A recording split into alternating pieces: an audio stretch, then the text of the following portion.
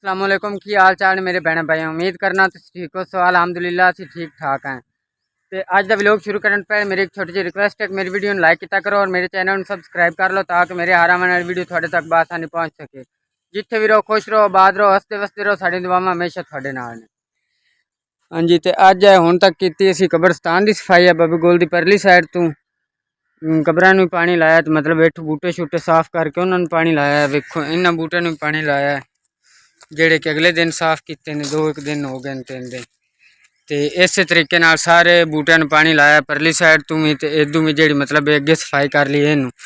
तो अज बच्चे आते हैं भी चलिए चाचू जी आप बिजली तो ना आया भी है, तो हुण मैं बच्चों के नाल जा रहा बिजली तो नावन, क्योंकि गर्मी बहुत ज़्यादा है। गर्मी बुरा हालात कर छड्या, इस वजह तो हुण बिजली तो नावन जाते पे हैं।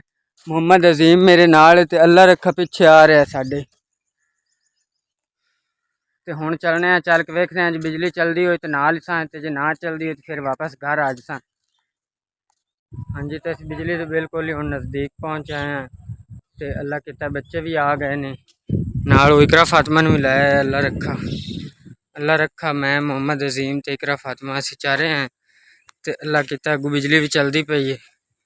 तो पिछले तकरीबन हफ्ते डेढ़ तो मेरी शुगर बहुत ज़्यादा हाई है, जिहड़ी वजह तो मैनू व्लॉग बनाने च दिक्कत हो रही है। तो इस वजह से मेरे को मतलब व्लॉग नहीं बन रहा, पर अल्लाह खैर करसी, अल्लाह चंगिया करसी। दवाई तो मैं डेली बेस से लै रहा बदल बदल के। तो यह वेखो माशाअल्लाह माल बनया खड़ोता मारा दा, तो नाल बिजली चलती पई।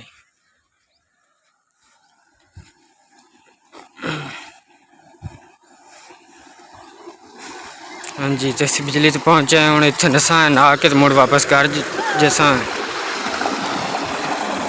बिल्कुल ही साफ और शफाफ पानी। हाँ भी खुमरी नाना है बेटा, इकरा फातिमा दी मैं नाना है। मोहम्मद अजीम तुसी भी नाना है ना? ठीक है, बच्चे बड़े खुश ने भी असी बिजली ते आ गए नावें। वेखो इन्हें निम भी वड़ सट्टी, इनकी चंगी भली छां होंदी है, सायादार दरख्त आ इन्हें वड़ सटिया। तो मज्जी पानी पींदियां पईयां ने इस खाडे जाए तो वेखो ना तड़ां जो बनाए ने। मतलब ये पहले बिजली की नाल जिहड़ी है यह नाल इस खूह चो इत्थों जाके सीधी तो उस अगले खाडे तक होंदी है, उस तो बाद मुड़ पिछले खाडे तक आई। इस तो बाद उन्हें तीसरा खाडा बनाया इन्हें, तो हुण बिजली की नाल इनके तक पहुँचे। हाँ जी, तो बच्चे नहांदे पे ने। सुकून आया कि कोई नहीं? गर्मी तो सुकून आया ही।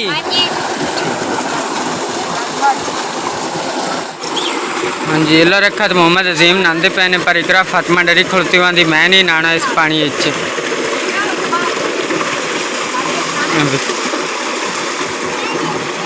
माशाअल्लाह जी बच्चे बड़ा इंजॉय कर रहे हैं।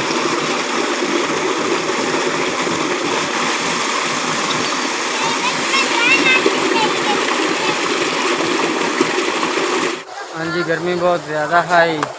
तो बच्चे मेरे नाल सफाई कराई, क्योंकि आज जुमे का दिन आए, इस वजह बच्चे पिछले टाइम मस्जिद कोई नहीं गए, छुट्टी होंगी पिछले टाइम। तो बच्चे मेरे नाल ही आन, इस वजह से जल्दी जल्दी मतलब सफाई करके वेले हो गए हैं। तो हुण इधर आए हैं बिजली तो नावें। बच्चे नहांदे बंदे ने, बाजी होरी आए ने गाह पट्टन। इत्थे नहा के तो चलने चल के उन्होंने देखने भी उन्हें कितना गाह पट लिया। जो उन्हें थोड़ा पटे हुआ तो मुड़ उन्होंने नाल रल के होर पटे सन, कई जोटियां के रजावन जोगा तो होवे ही ना। तो चलने नहा के तो उन्होंने देखने भी की सोचते आ। हाँ जी, तो मैं हूँ नहाऊंगा क्योंकि बच्चा नहा लिया है। हूँ मैं भी नहा लवा क्योंकि सब ठंडा हो जाए। मैं तो नहाना कपड़े मैं तो जिमें कि मैं हाँ चल के घर कपड़े बदल लिखा है। इतने नहा के मुड़ चलने बाजी और देखने की सूरत हाल है, क्योंकि सामने बाजी और गाह पटते बंदे नहा के मुड़ चलने उन्होंने देखने की सूरत हाल तीन साइड।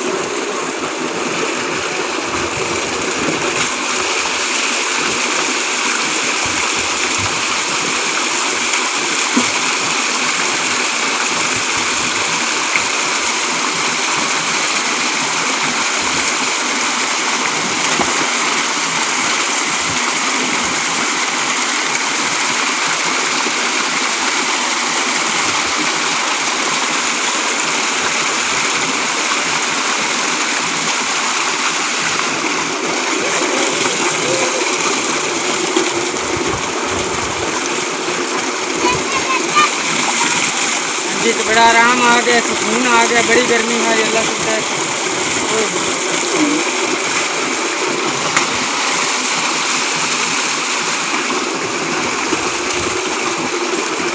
जी तो हुण असीं नहा लिया, नहा के हुण वापस घर जाते पे हैं।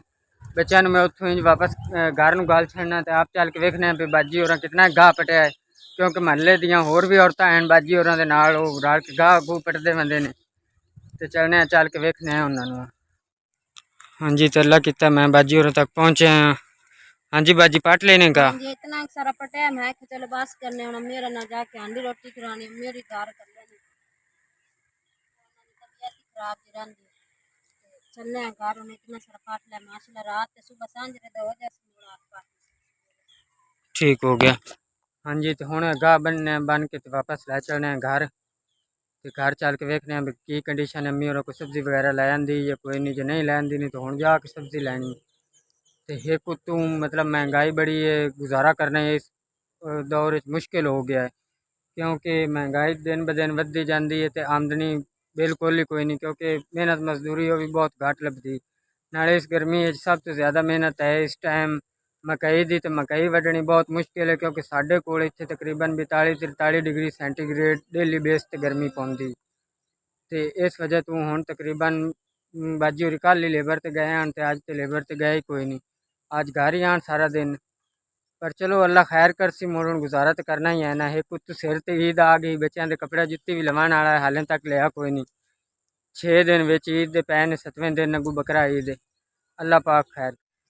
वेखो माशाल्लाह भिंडियां ने केड़ियां केड़ियां वड्डियां हुई खड़ोती ने या पक्कियां खड़ोती ने साइड ते। वेखो जितनी भी ये साइड ते लाइयां इन्हें तोड़ तक नाल या इस साइड ते वेखो यह भी बड़ियां वड्डियां वड्डियां हुई खड़ोतियां ने।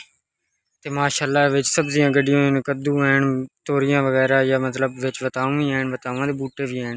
इधर साइड ते भिंडी भी है, तो बताऊं इधर भी गड्ढे हुए ने जी माशाल्लाह। तो गाह पट के लैंदा ते आके तो पा दिता जोटियां नूं, ते जोटियां खांदियां पईयां ने। उन्हें थोड़ी देर तक इन्होंने पानी पिवा दिसा, तो हुण चलने घर घर चल के वेखने भी की सूरत हाल है। हाँ जी अम्मी जी की पका रहे हो? आज तो दाल मूंगी मसरां पकांदे पे। अच्छा मूंगी मसरां दाल पकांदे पे ने।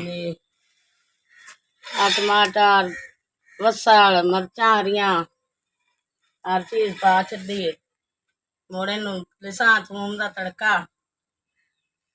दाल पक जस ठीक हो गया अम्मी जी, मैंने थोड़ी तबीयत भी ठीक नहीं लगती। तो इंज करो तुसी उठी जाओ चूल्हे तो बाजी होरी आ गए ने हुण गाह पट के, तो वह बनाते ने सालन, तुसी इधर आ जाओ आराम कर लो। हाँ जी बाजी सालन हो गया। दाल होई खड़ोती है या थोम थोड़ा तड़की जाना, मैं विच पा के दाल दे ला लेनी थल्ले दाल। आटा गुद्दा पे दूरी में जुड़का पाया या बाल जांदी रोटियां ला लेने। ठीक हो गया। हाँ जी तो अज गर्मी भी बहुत ज़्यादा है, तो मतलब हुण रोटी सालन करदे भी लेट हो गई। तो अज का जो भी व्लॉग हम थोड़े भैन भाई शेयर किया है, इंशाअल्लाह अज़ीम अगर जिंदगी रही तो कल के व्लॉग मुलाकात हो सी। खुदा हाफिज़।